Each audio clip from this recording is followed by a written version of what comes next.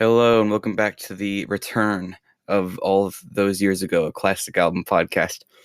I'm going to be doing the Beatles' ninth album. I don't know which one it is. It's whatever comes after Sgt. Pepper, because it was late 1967. It sandwiched in between Sgt. Pepper and the White Album. Comes Magical Mystery Tour. A magical mystery tour.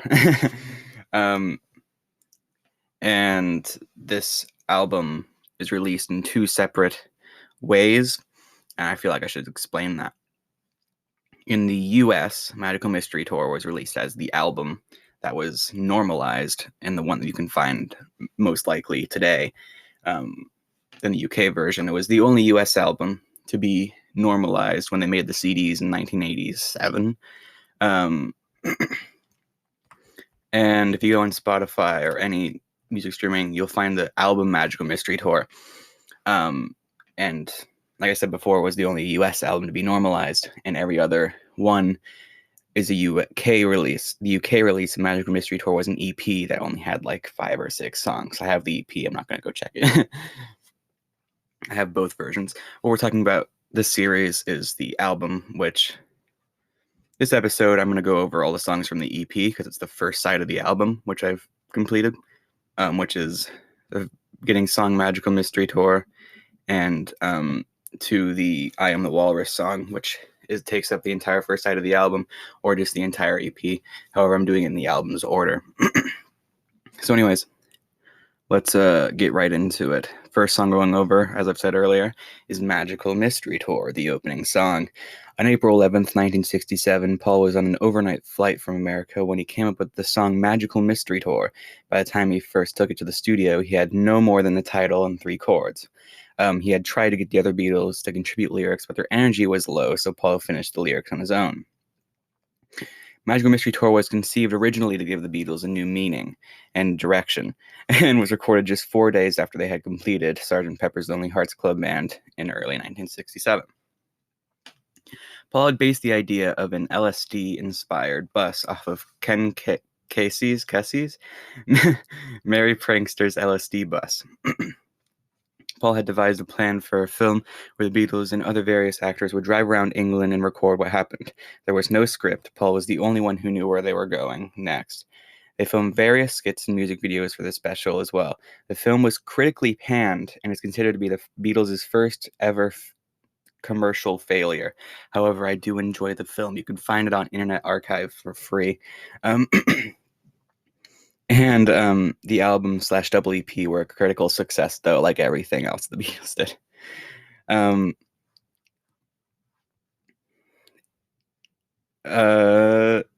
Yeah, okay, that's Magical Mystery Tour. I wrote down a bunch of things I already said. Sorry. Anyways, next song on the album is called The Fool on the Hill. And this song was another Paul song, 2 Paul songs in a row, and that's all you really... The third song is Flying. A Fool on the Hill was originally composed on a piano at Paul's dad's house. Beatles biographer Hunter Davies recalls the first time that Paul ever sung it to John. And here's a quote from Hunter Davies, Beatles biographer, famed. Paul then went back to his guitar and started to sing and play a very slow, beautiful song about a foolish man sitting on the hill. John listened to it quietly, staring blankly out the window, almost as if he wasn't listening. Paul sang it many times, la-laing words he hadn't thought of yet. When at last he finished, John said he'd better write the words down, he'd forget them. Paul said it was okay, he wouldn't forget them. It was the first time Paul had played it for John. There was no discussion. For the film, Paul had flown to France to shoot the TV sequence for Fool on the Hill with Mal Evans and a cameraman named Aubrey Dewar. When he was in France, he had no money or passport with him, so he talked his way through customs, using probably his fame status as a Beatle. By 1967, I'm pretty sure most people know who they are. And here is a quote where Paul talks about the filming of Fool on the Hill. I'm not going to do an accent. I decided I'm not doing an accent. Let's see. Paul says that I just ad-libbed the whole thing. I went Right, get over there, let me dance, let me jump over this rock to this rock, get a lot of the sun rising, get a perfect shot, and let me stand in front of it. I just had a little Phillips cassette to mime to and roughly get the feeling of the song. There was no clapper because there was no sound. It was very spontaneous, as it was the whole of Magical Mystery Tour. Later, when we came to try to edit it all, it was very difficult because I haven't set it to sync. Third song on the album is called Flying. It is the first and only Beatles instrumental to be featured on Beatles record, if you don't count the anthology previous instrumentals, which is like If You Got Trouble and Cry for a Shadow, which were earlier compositions, but this is the only one to be on a 60s Beatles record and officially released. Recorded as incidental music for the film, and it was originally a 7-minute composition titled Aerial Tour Instrumental, and that take can be found on YouTube. It's an interesting listen because it's kind of different. It is the Beatles' first Beatles recording to be credited to all 4 Beatles, and the scenes found in the movie are outtakes from Stanley Kubrick's film Dr. Strangelove from 1964, I believe. The next song on the album is called Blue Jay Way. It's the only George song on Magical Mystery Tour.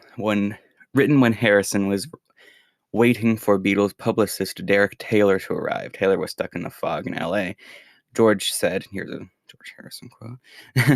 Here's a big George Harrison quote, I think. Derek Taylor got held up. He rang to say he'd be late. I told him on the phone that the house was in Blue Jay Way, and he said he couldn't find it. Okay, that kind of rhymes. Back to the quote. He could always ask a cop, so I waited and waited. I felt really knackered with the flight, but I didn't want to go to sleep until he came. There was a fog, and it got later and later. To keep myself awake just as a joke, to pass the time while I waited, I wrote a song about waiting for him in Blue Jay Way. There was a little Hammond organ in the corner of the house, which he hadn't noticed until then. I'm switching between first and third person. I gotta stop. So I messed around on it, and the song came, and that's the end quote. Harrison had found an organ in the house he was staying in and wrote the song, which is what the quote said. Next song, second to last song we're going to talk about today is called Your Mother Should Know. She should. It took its title from the screenplay A Taste of Honey. The music found inspiration from the golden age of music hall. And this is a short explanation. Your Mother Should Know was another song considered to be played by the Beatles at the Our World broadcast. If you know what the Our World broadcast is the first worldwide television broadcast. And what that means is the first TV broadcast of all time to be able to be watched from all corners of the globe, wherever there was a TV. Instead of doing Your Mother Should Know, they did All You Need Is Love because they had a message that could get around to everyone else, and they could spread it. Next song is called I Am The Walrus. This is the last song we're doing today. And then next week I'll talk about the songs that weren't in the film but were also on the American version. I Am the Walrus is a John song. I think is that the first on the album? Yeah, it's the first John song on the album. It is a mainly Paul album, I gotta say. John wrote this song after he had received a letter from a fan who was in a class that analyzed Beatles lyrics, and John wanted to mess with them after Pete Shotton told him he should make a nonsense tour de force just to kind of mess with their whole deal. It was released on both Magical Mystery Tours and as a single to the B-side of Hello Goodbye, which angered John Lennon because George Martin and Paul sided against him because they felt that Hello Goodbye was a more commercial song. John Lennon wrote its opening lines under the influence of LSD, and it is another Beatles song that is made up of different song fragments glued together into one coherent piece. The title of the song came from Lewis Carroll's poem, and also the protagonist, the walrus, came from this poem too. It's called The Walrus and the Carpenter from the book Through the Looking Glass, and the Eggman was a reference to Lewis Carroll's Humpty Dumpty. The BBC banned the song, like they do with a lot of Beatles songs from this era, for a group of lyrics that were featured in the song. The song was recorded 9 days after the death of Brian Epstein, but that is except for the orchestra overdubs, which were recorded on September 27th, 1967. And that's all I'm going to do today. It's my first episode in 2 months, so I'll be back in 2 weeks to do Magical Mystery Tour 2, and then I'll have that done, and then I'll see what I'm doing next. Anyways, thank you so much for listening. And this has been the first, all those years ago, Classic Album Podcast in like 3 months.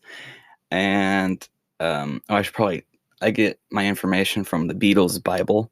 You just look that up, and you can go to Magical Mystery Tour. I get stuff from there, and I get stuff from books and stuff like that. But a lot of it comes from Beatles Bible nowadays. Anyways, so that's it for this episode, like I've said. And yeah, that's it.